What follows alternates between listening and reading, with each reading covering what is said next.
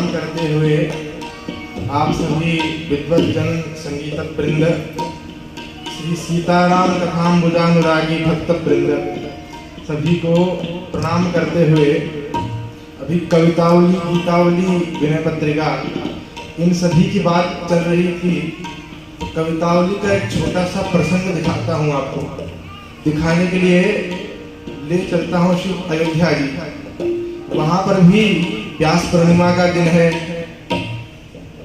गुरु पूर्णिमा है और सभी शिष्य वृंद बैठे हुए हैं और गोस्वामी जी भी ऐसे ऊपर बैठे हुए हैं। गोस्वामी तुलसीदास जी। तो एक शिष्य गया, प्रणाम इत्यादि किया और कहने लगा, गुरुजी एक प्रश्न था मेरा। तो कहा हाँ पूछो, प्रश्न क्या था? तो कहा कि प्रश्न ऐसा है गुरुजी, तो इसका उत्तर आपको देना ही पड़ेगा। ये नहीं कि आप टाल जाएं कि अभी आज गुरु पूर्णिमा के दिन व्यस्तता है, प्रश्न का उत्तर तो देना ही पड़ेगा। तो कहा ठीक है भैया, पर प्रश्न तो पूछो पहले। तो प्रश्न पूछने लगे कि गुरुजी एक बात बताइए कि जब मेरी मृत्यु निकट आएगी, यमराज अपने भटों को आदेश करेंगे कि जाकर के अमुक अमुक व्यक्ति को अमुक अमुक स्थान से लेकर के आ जाओ। उस अवस्था में मेरा क्या होगा गुरुजी? आप देखिएगा उस अवस्था को, जब मृत्यु निकट हो तब पिता माता, पिता भाई बहन कोई भी उस संकट में साथ देने वाला नहीं रहेगा। तत्पश्चात मेरी गुरुजी सांस घुट रही होगी, मैं आर्त के समान पुकार रहा हूँगा।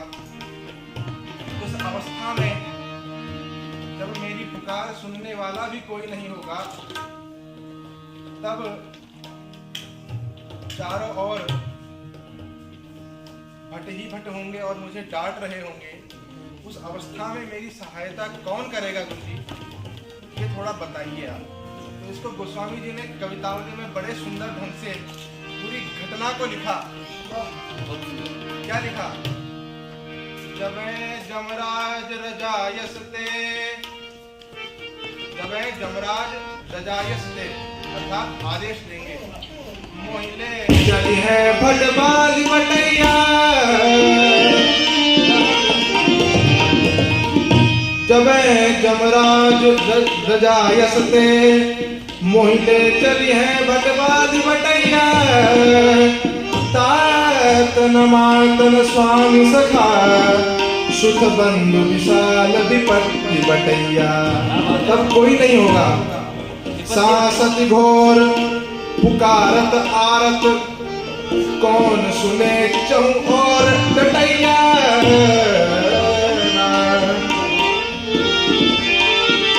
सासत घोर पुकारत आरत, कौन सुने चहु और डटैया।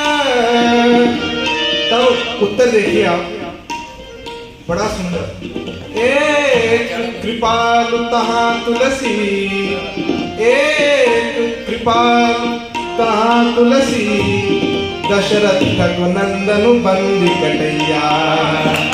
एक कृपालु तहाँ तुलसी, दशरथ रघुनंदनु बंदी कटैया। इसीलिए जीवन की बलि जय हो जाएगी, जीवन की बलि हो जाएगी, जीवन की बलि हो जाएगी, जीवन की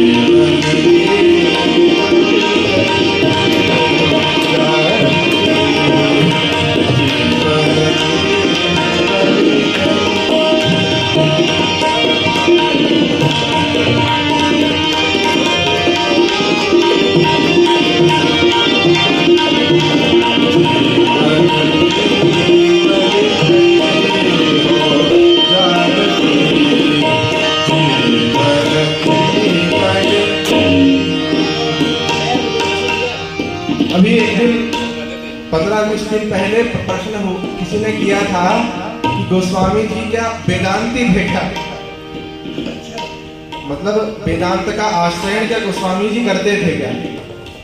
तो प्रथमतः तो गोस्वामी जी ने लिखा नाना पुराण निगमागम सम्मतम यत्, उसमें वेदांत भी आ गया, न्याय भी आ गया, वैशेषिक भी आ गया, सभी शास्त्रों का निचोड़ है ये श्री मानस जी। इसीलिए गोस्वामी जी को वेदांती कह करके पुकारना अपराध तो नहीं, लेकिन अपराध से कम भी नहीं, क्योंकि गोस्वामी जी भक्त हैं, उनको न्याय वैशेषिक से कोई लेना देना तो है, लेकिन उनका मुख्य प्रयोजन क्या था, भगवान की कृपा को प्राप्त करना। इसीलिए तो कहा प्रभु मूर्ति कृपामयी है, भगवान तो कृपा करते हैं ठीक है, किंतु उनकी तो मूर्ति जो है ना वही कृपामयी है, उसको देखने पर स्वभावतः ही हमें कृपा प्राप्त हो जाती है। तो इसीलिए एक बार गोस्वामी जी वृंदावन चले गए, जाकर के यह कथा तो आप लोग पता है ही कि बांके बिहारी जी के मंदिर में गए और जाकर के वहाँ कहा कि प्रभु आप हमारे ठाकुर जी के समान बनिए, तो तब जाकर के आपको मैं प्रणाम करूंगा। तो भगवान कृष्ण ने कहा चलो ठीक है भाई, बन जाते हैं, क्योंकि तत्व एक ही है, चाहे रघुनाथ हो, यदुनाथ हो या अन्य संप्रदायों के इष्ट देव हो, तत्व एक ही है, वह ब्रह्म जो है वह तत्व एक ही है। इसीलिए भगवान ने कहा चलो ठीक है बन जाते हैं। तो भगवान कृष्ण पूरा धनुष बाण हाथ में लेकर के मुरली को रख दिया और रघुनाथ के समान आज जगन्नाथ जी ने वेशभूषा धारण कर दी और गोस्वामी जी के समक्ष पहुंच गए। पहुंच करके कहने लगे कि तुलसीदास देखो आज ये जगन्नाथ रघुनाथ बन गया। तो गोस्वामी जी ने देखो तो अरे हाँ, लग तो पूरे हमारे ठाकुर जी ही रहे हैं, अब क्या इनमें कमी निकाली जाएगी। अब गोस्वामी जी के तो बड़ा भ्रम हो गया, तो यार ये तो पूरे ही रघुनाथ जी ही हैं। तब धीरे से जब उनके चरणों से नेत्र तक पहुंचे ना गोस्वामी जी के नेत्र, तब उन्होंने पकड़ लिया कि नहीं भाई ये तो यदुनाथ ही है, रघुनाथ नहीं है। तो किस प्रकार पकड़ा वो आप देखिए। आग्रह से कहा कि भाई ठाकुर जी श्याम सुंदर, आपने सर्वेण प्रकारेण आप रघुनाथ तो बन गए, किंतु आपके नेत्रों में जो ये चंचलत्व है ना, ये हमारे ठाकुर जी के समान नहीं है। हमारे ठाकुर जी के नेत्रों में तो गांभीर्य है, भगवान सीताराम जी के नेत्रों में गांभीर्य है, और गांभीर्य कीदृश है यह भी विचारणीय है। अब कोई पूछ ले आपसे तो आप कह देंगे नवकंज लोचन कंज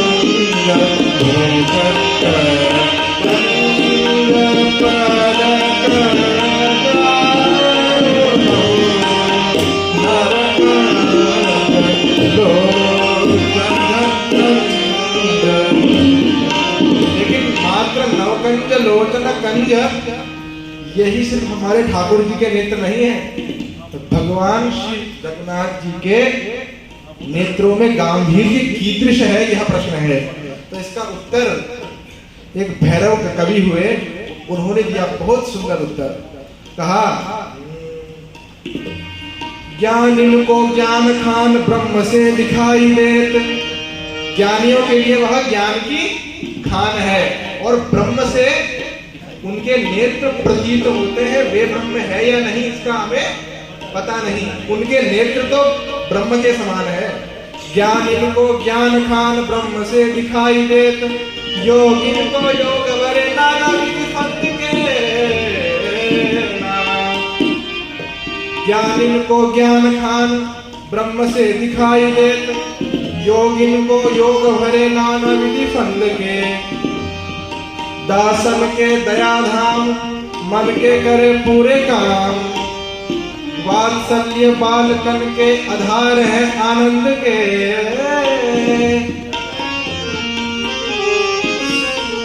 सख्य रस बोरन को सच्ची मित्रता के।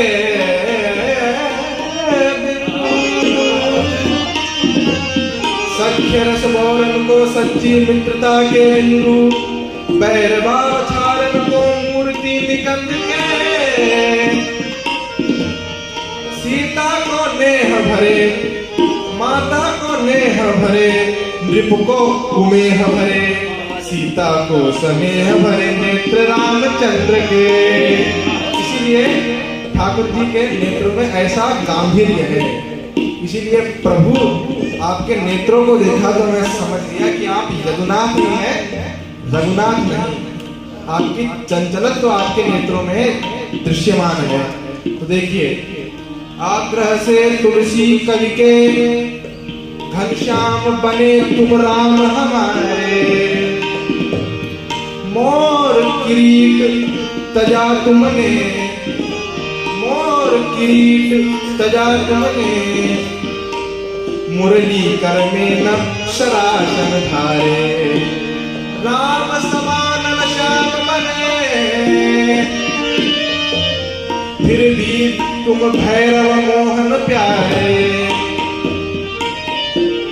राम गंभीर त्रिगंचल है, राम गंभीर त्रिगंचल है। अति चंचल है चल श्याम तुम्हारे। अति चंचल है चल श्याम तुम्हारे। दोनों एक धरती हमारे। दोनों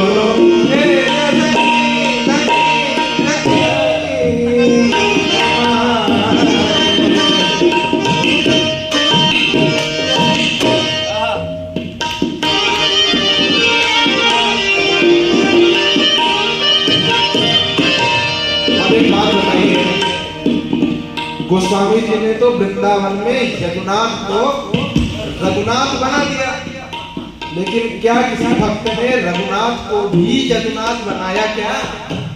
यह प्रश्न है। यह कथा किसी को मालूम नहीं। पूर्वोक्त कथा तो सभी जानते हैं, लेकिन राघवेंद्र सरकार भी कभी श्याम सुंदर बने, यह प्रश्न है। तो इसका एक भक्त थे गौड़ीय संप्रदाय के, वे पहुंच गए अवध। भक्त वीरो मंगल गौड़ीय संप्रदाय के थे, आचार्य थे। तो उन्होंने जब राघवेंद्र सरकार को देखा जनक बिहारी जी के मंदिर में, तो कहा कि प्रभु आप तो बहुत दिव्य रहे हैं, लेकिन मुझे गोस्वामी तुलसीदास जी की कथा याद है।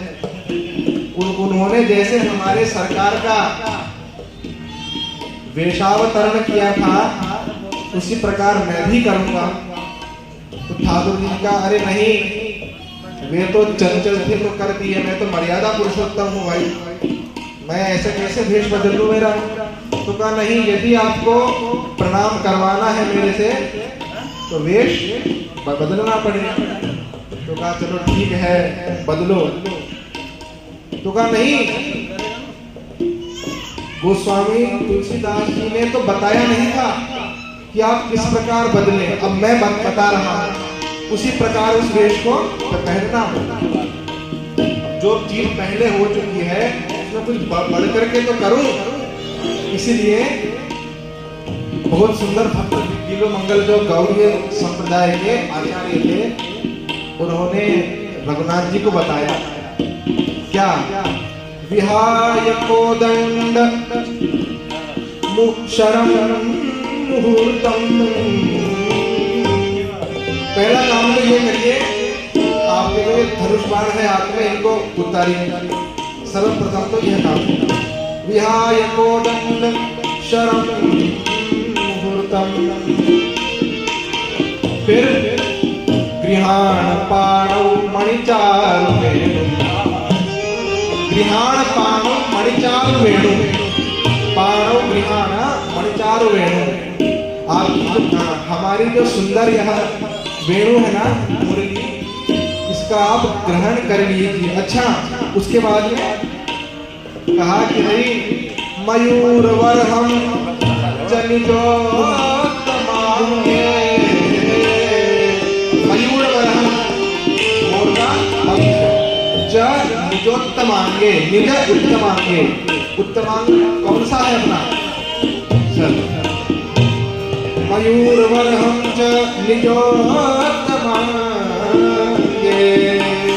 सीता पते राघव रामचंद्र।